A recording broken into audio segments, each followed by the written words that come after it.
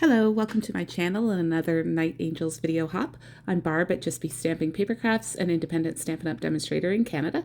Our theme this month is birthday, and I created this pop and twist card celebrating my aunt's 70th birthday for you today. Let's get started. For the front of my card, I used a cross-hatch pattern from the Basic 3D Embossing Folder pack. This pack is a set of 3 different background embossing folders, perfect for a lot of different occasions. I embossed a piece of white cardstock with the embossing folder, and all of the measurements for my project are in the description box below.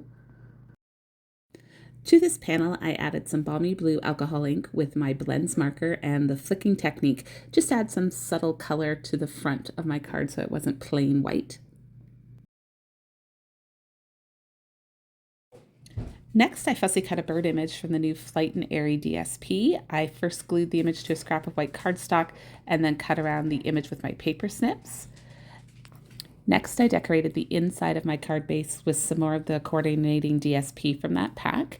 Each piece is cut to 4 inches by 5¼ inches, and I used liquid glue to adhere them to the base, which gave me a little wiggle time to keep everything straight. Once that was complete, I added my prepared panel to the front of my card base. At this point, I decided to change the fussy cut image to one with purple flowers, so I've switched them out here. To decorate the front of my card, I die cut a banner shape from Fresh Freesia cardstock and then added some florals with Fresh Freesia ink for some tone-on-tone color. The flowers are from the Sentimental Park stamp set and are perfect for creating a custom background. I also heat embossed a sentiment from that same set in white on a strip of Starry Sky cardstock. To assemble the front of my card, I glued the banner flat to the card base, then I glued my bird die cut to my sentiment strip, and then I added both of those pieces to the banner with dimensionals.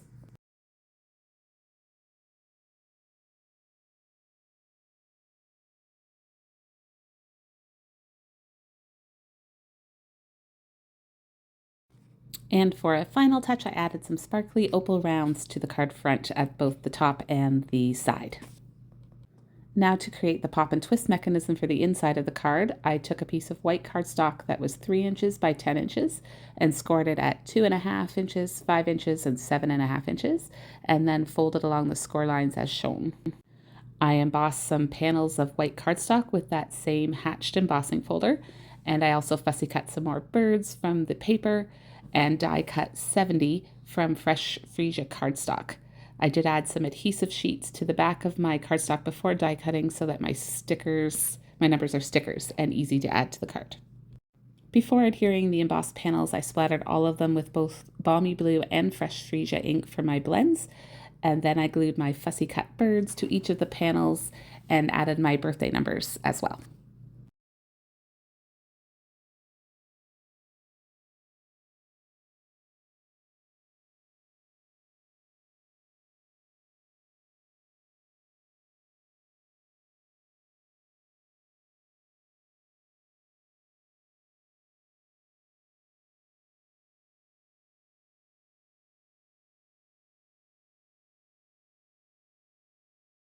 I glued each of my panels to my mechanism with liquid glue, placing the panel with the numbers on the far right side so it's the most obvious when the card is opened.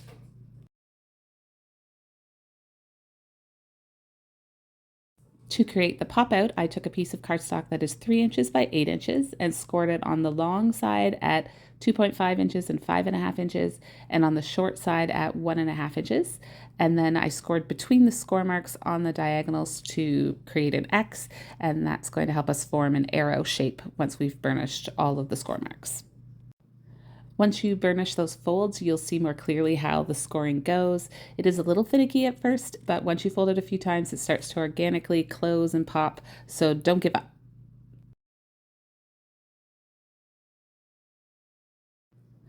The placement of the adhesive is very important for the mechanism to work. You will only be placing glue on that top triangle at the top of the arrow.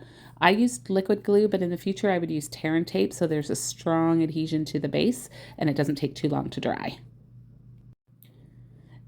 Next, I added the prepared pop out to the mechanism. I added glue to the bottom left beneath the score mark and then lined up my mechanism neatly along that side. I repeated that, applying glue to the top right above the score mark and aligning the mechanism along that edge as well. You do have to play with it a few times to help it fold easily, but the more you open and close it, the easier it becomes, and eventually it just collapses in upon itself.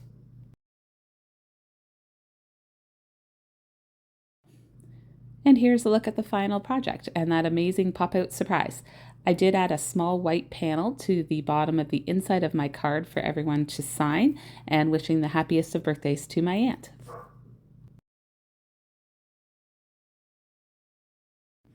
Thank you so much for visiting my channel today. Don't forget to hop along to see what the other Night Angels have for you this month. Links to their channels are below. Happy crafting!